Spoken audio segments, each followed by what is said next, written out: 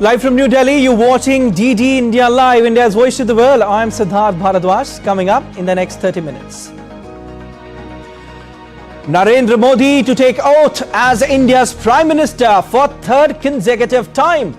Host of foreign dignitaries, heads of several neighboring countries expected to attend the event.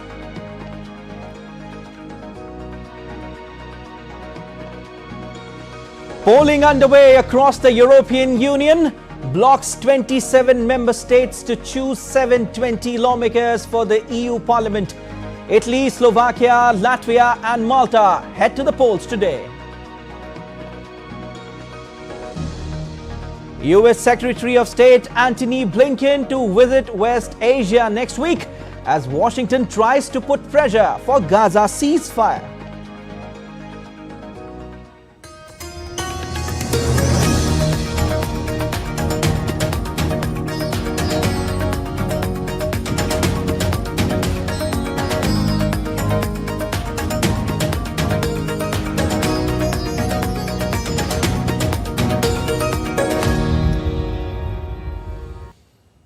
President of India Draupadi Murmu invited Narendra Modi to form the government for the third consecutive time after letters of support were submitted by leaders of the National Democratic Alliance parties as well as the BJP parliamentary party electing him as their leader. Swearing in for the third Modi government to take place on 9th of June at Rashtrapati Bhavan. President Murmu fed dahi chini or sweet curd to Prime Minister-elect Modi. In Indian culture, eating dahi chini is considered auspicious before undertaking important tasks or starting a new venture.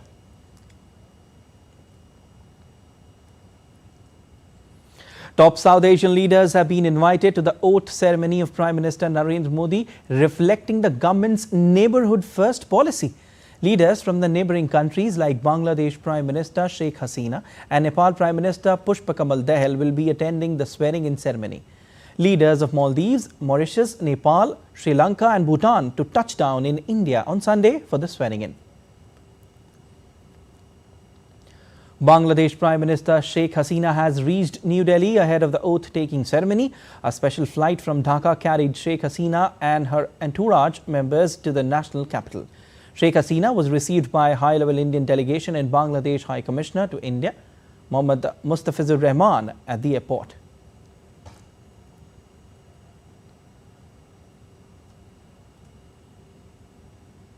Welcoming Bangladesh PM Sheikh Hasina, India's External Affairs Ministry in a tweet said, first distinguished guest sets foot in New Delhi for the swearing-in ceremony of Prime Minister and Council of Ministers. PM Sheikh Hasina of Bangladesh warmly received by Secretary, Consular, Passport, Visa and Overseas Indian Affairs Muktesh Pardesi as she arrived in New Delhi. The visit of one of our most valued partners will further strengthen India-Bangladesh close and deep-rooted bonds of friendship.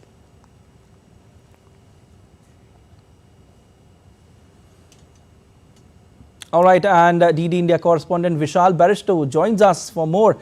Vishal, Narendra Modi all set to take oath of office for third consecutive time, and this is happening after 1962.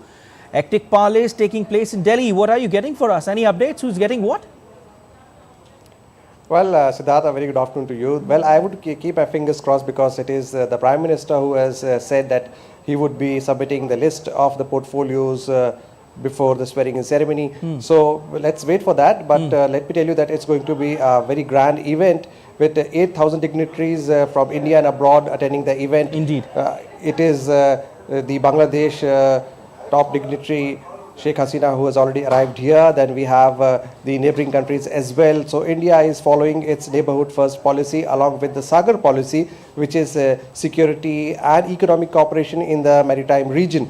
So it's going to be a grand show with the Padma awardees. Also, the people who were mentioned by the Prime Minister himself in his Man Ki Baat program would also be attending the event. Apart from all the political leaders, they would be attending this event. And all eyes are on the ministry because this time it is the NDA government with support from the Telugu Desam party and also from the JDU. So it would be interesting to see how the Telugu Desam and JDU get what they have asked for. Siddharth? Definitely, Vishal. You just talked about India's neighborhood first policy. Now, as part of neighborhood first policy, leaders of India's neighbors are also expected. Sheikh Hasina has also already arrived in Delhi, to attend the grand event. Can you give us some details regarding it? Who else is coming? Well, when we talk about the neighborhood first policy, Bangladesh, Nepal, Maldives, Sri Lanka, these are the countries who have been invited. And after the ceremony, they would be hosted by the President of India, Draupadi Murmu, for dinner. So it is going to be India's show tomorrow, and Prime Minister Narendra Modi would be sworn in as a third Prime Minister consecutively, which you rightly said, after 1962, this is happening for the first time. Yeah. And apart from that, he has been receiving greetings from all over the world. Elon Musk himself tweeted and congratulated Prime Minister Narendra Modi, and Prime Minister also responded to his wishes. So wishes pouring in from all over the world. Indeed. For the Prime Minister. So it's the victory of the democracy, and India has shown the world. It is a victory, certainly a victory of democracy, and wishes pouring in, congratulating the leaders. The world leaders are congratulating the Prime Minister for swearing in for the third consecutive time, which is, like I said earlier, also happening after 1962. Vishal, can you tell us about the arrangements that are being put in place for tomorrow's big event? We heard that there's a no-fly zone and tight security would be there.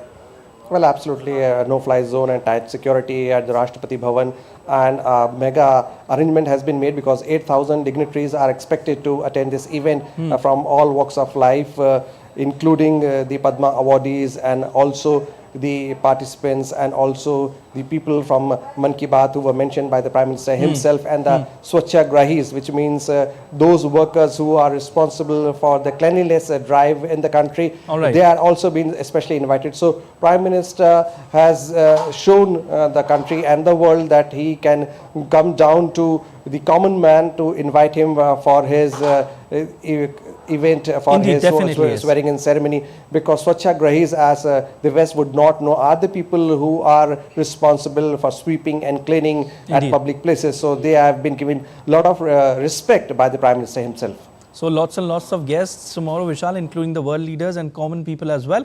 Like you were mentioning, that Prime Minister has shown that he is also inviting common people to the swearing in ceremony, because they also, mean something, and very much for that matter. Thank you so much, Vishal, for giving us these details. Thank you so much for your assessment.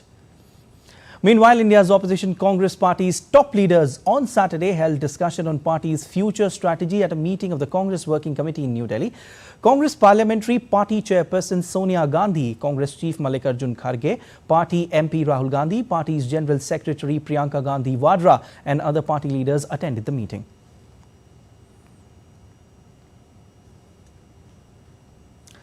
Eminent media personality and Ramoji Group chairman Ramoji Rao died at 87 while undergoing treatment in Hyderabad. Tribute started pouring in. Prime Minister Narendra Modi condoled the demise of Ramoji Rao. The passing away of Ramoji Rao Garu is extremely saddening. He was a visionary who revolutionized Indian media. His rich contributions have left an indelible mark on journalism and world of films. Through his noteworthy efforts, he set new standards for innovation and excellence in media and entertainment world. Ramoji Rao Garu was extremely passionate about India's development. I'm fortunate to have got several opportunities to interact with him and benefit from his wisdom. Condolences to his family, friends, and countless admirers during his difficult time. Om Shanti.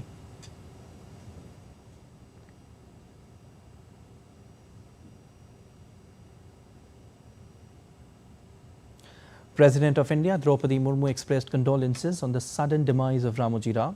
President Murmu penned down on social media platform X, as I quote, "With the demise of Sri Ramoji Rao, India has lost a titan of the media and entertainment sector. An innovative entrepreneur, he pioneered a number of ventures, including the Anado newspaper, ETV News Network, and Ramoji Film City. Honored with Padma Vibhushan, he succeeded as his vision was essentially rooted in society. His contributions to this industry will be long remembered. My condolences to his family and well-wishers." Unquote. Now, as European parliamentary elections are underway, Greek Prime Minister Kyriakos Mitsotakis appealed to Greeks on Friday to cast their ballots. The Greek Prime Minister was addressing a final campaign rally ahead of EU vote. Mitsotakis held a rally of party supporters in central Athens to vote for candidates that would strengthen Greece's voice in Brussels and Strasbourg. He added that his government would continue to support citizens with measures to tackle rising prices.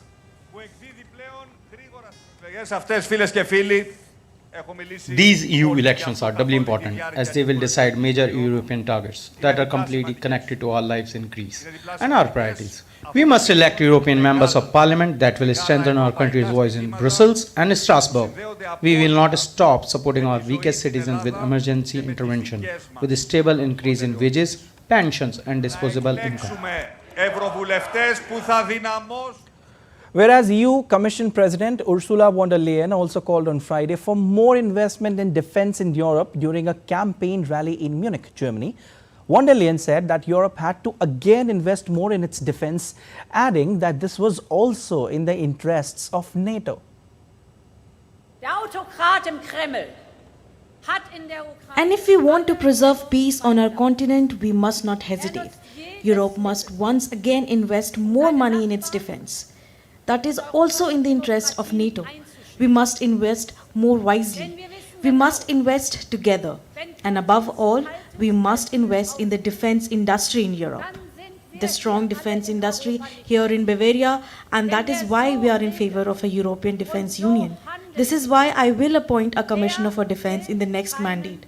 We want a Europe that can defend itself, dear friends. Spain is also geared up ahead of 2024 European parliamentary elections this weekend. Municipal workers in Spain started setting up polling stations and putting up signs on Friday. Spanish citizens will vote for 61 members of the European Parliament on Sunday. According to polls published in local media, Spain's main opposition, the Conservative People's Party, could get the most votes and outperform the Socialist Party of Prime Minister Pedro Sanchez. It's the 9th time such an election is taking place in Spain since the country joined the European Union in 1986. And British Prime Minister Rishi Sunak has alleged that a Labour government would cost the taxpayer if they win the July 4 election. In the first televised debate of the election campaign on the ITV channel between Conservative Party leader Sunak and main opposition Labour Party chief Keir Starmer, Sunak claimed that Labour would cost each family $2,560 more than under a Tory government. Sunak also came under fire in the United Kingdom for leaving D-Day commemorations in Normandy on June 6 early to do an interview in London, though he apologized later on Friday. Are you willing to lie in order to stay in power? No. The Labour Party say you're a liar. Yeah, I think it's pretty desperate stuff. And Keir Starmer and Labour Party obviously very rattled that we've exposed their plans to raise tax on people. And that's what it demonstrates. Conservative politician Penny Mordaunt announced in a television interview that the party's election manifesto will be released next week, while Britain's opposition Labour Party is also expected to release its manifesto next week ahead of the July 4 election.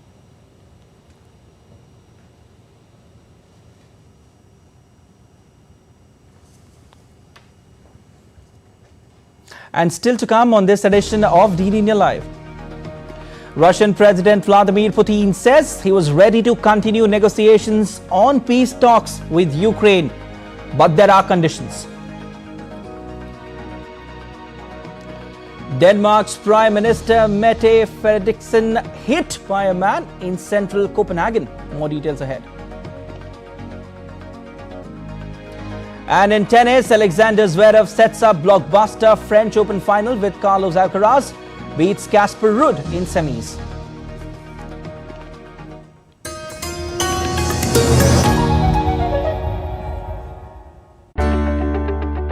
What could be the road ahead for NDA for Narendra Modi 3.0? I have been chatting with the allies, the bigger allies, over the last few days. All of them on record have told us that they are joining the government without any conditions. In spite of this decrease of number, Narendra Modi has not changed his policy. including the corruption issue. I do think that Rahul Gandhi will finally take the plunge this time because he is being overwhelmingly asked by the Congress Working Committee and all other leaders to do so.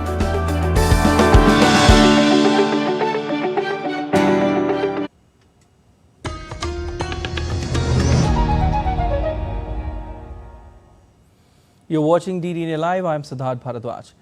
Denmark's Prime Minister Mette Frederiksen walked away following an assault by a man in central Copenhagen on Friday without any outward signs of harm. The assault comes 2 days before Danes head to the polls in EU election. 3 weeks ago, Slovakia's Prime Minister Robert Fico was seriously injured in an assassination attempt. The statement from Prime Minister's office said Mette Frederiksen was shocked by the incident. Police had arrested a man and were investigating the incident but declined to give further details. An eyewitness saw the Prime Minister being escorted away by national and intelligence security personnel following the assault. Well, I saw the Prime Minister sitting with a friend at this table, and just I think it was 1 minute, 2 minutes afterwards, 4 PET guys showed up, talked about an arrest has been made, and then she was escorted by the 4 PETs to some place around in the middle of the square, and then escorted just away around the corner. And US President Joe Biden is on an official state visit to Paris after 2 days attending the ceremonies marking 8 years since D-Day in northern France. DD India's Paris correspondent Ross Cullen takes a look at what is happening on Saturday for the state visit. Well, after spending 2 days focused on the D-Day commemorations in northern France, Joe Biden also met Volodymyr Zelensky on Friday in Paris for talks about continuing aid for Ukraine. And then Saturday will now mark the full state visit for the American president as part of his ongoing trip here to France. He and Emmanuel Macron will start Saturday at the Tomb of the Unknown Soldier, paying tribute there at the Arc de Triomphe at the top of the Champs-Élysées Boulevard. Then the two presidents will make their way to the Élysée Palace, the French presidential office and residence. They will hold a working lunch there, and there's lots for the two men to discuss. The war in Ukraine, the situation in the Middle East between Hamas and Israel, the ongoing fighting there, both countries' relationships with China, issues in the Indo-Pacific, and also other global challenges like fighting climate change. After the working lunch, there will be a press statement, and then the two leaders will come back for the final part of the state visit, which will be the pomp and ceremony of a formal state dinner in the Élysée Palace. Ross Cullen in Paris, reporting for DD India. US President Joe Biden apologized to Ukraine for congressional delays in approving latest aid package to the country. Biden also announced a fresh $225 million tranche to Ukraine in a meeting with Ukrainian President Volodymyr Zelensky in Paris on the sidelines of D-Day events on Friday. The way you stood and holding on in Kharkiv, and you've proven once again the people of Ukraine cannot and will never be overtaken. And I assure you, the United States is going to stand with you. You've said that all during this debate. I continue to say it. The United States is standing with you. In response to Biden extending support, Volodymyr Zelensky stressed the importance of his country's relationship with the United States, saying it was crucial in the conflict with Russia. It's very important that in this unity, United States, America, all American people stay with Ukraine, like it was during World War II, how the United States helped to save human lives, to save Europe, and we count on your continuing support and standing with us, shoulder to shoulder. Thank you so much. We need peace in Ukraine, but we will stay. Anyway, stay strong. Russian President Vladimir Putin has said that he was ready to continue negotiations on peace talks with Ukraine, but the talks should be based on the agreements that were in Russia's interests.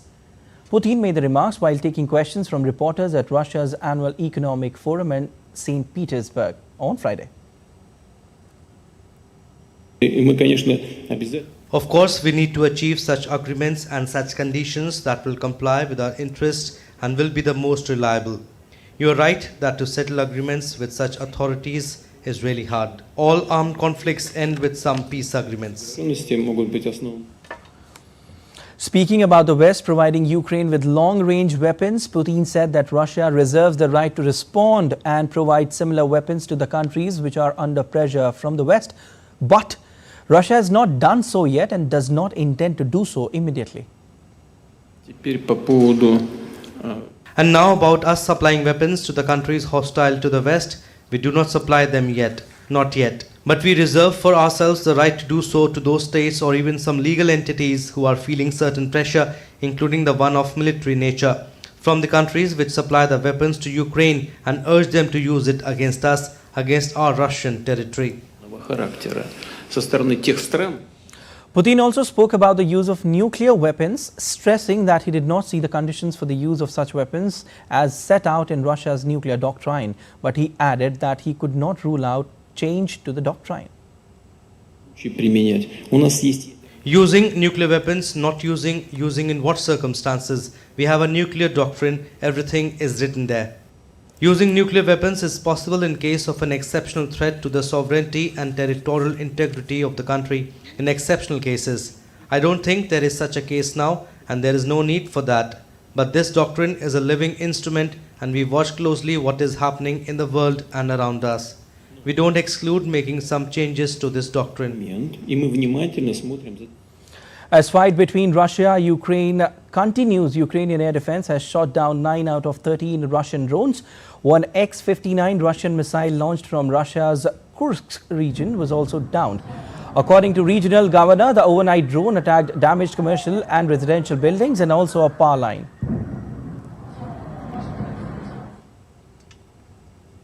U.S. Secretary of State Antony Blinken will travel to the West Asia next week as Washington tries to put pressure for Gaza ceasefire. The top U.S. diplomat will visit Egypt, Israel, Jordan and Qatar and meet with senior leaders there. Blinken will discuss with partners the need to reach a ceasefire agreement that secures the release of all hostages. Blinken's visit comes after U.S. President Joe Biden last week laid out fresh ceasefire plan to end Israel and Hamas conflict. Blinken's 8th visit to the region since Hamas attacked Israel on October 7 comes at a crucial time when tensions between Israel and Lebanon's Hezbollah has escalated in recent days, with both sides signaling a readiness for a bigger conflict. Talks mediated by Egypt, Qatar and others to secure a ceasefire between Israel and Hamas have repeatedly stalled, with each side blaming the other for the lack of progress. Naomi Biden, granddaughter of U.S. President, is the latest high-profile witness to give evidence in a case against her father, Hunter Biden.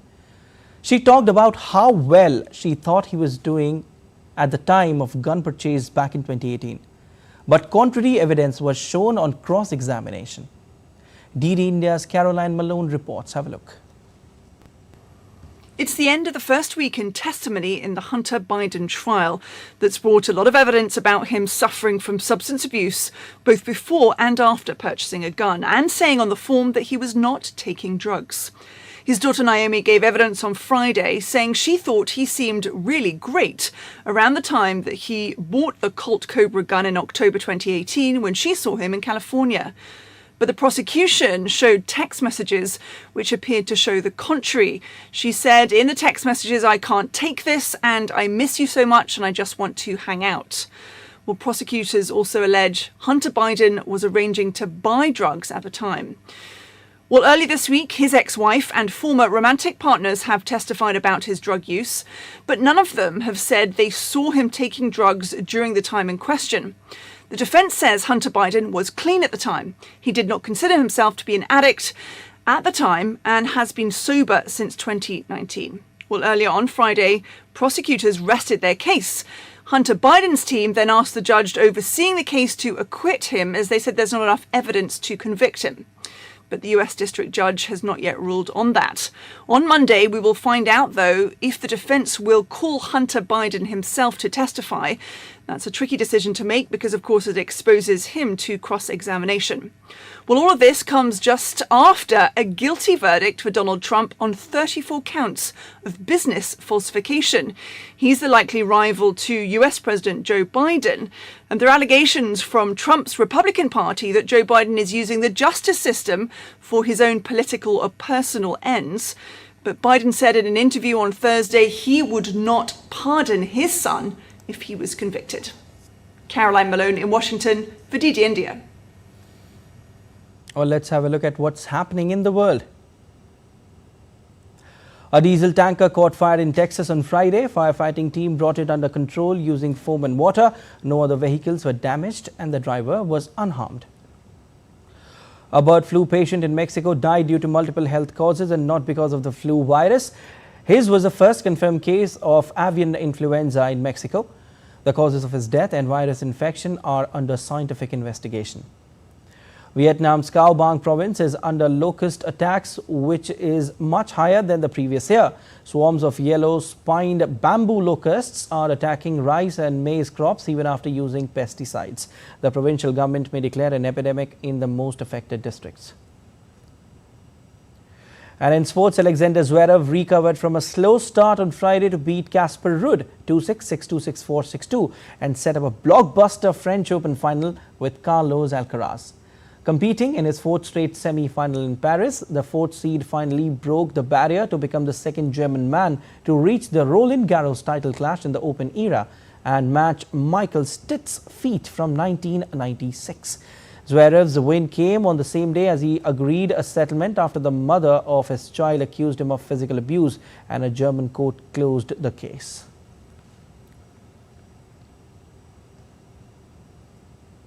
The 23rd International Universal Exhibition has opened in Turkmenistan's Ashgabat, themed White City Ashgabat.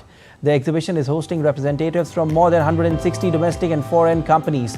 The exhibition is showcasing achievements, experience and prospects in the field of urban planning, architecture and the formation of urban infrastructure in modern Turkmenistan.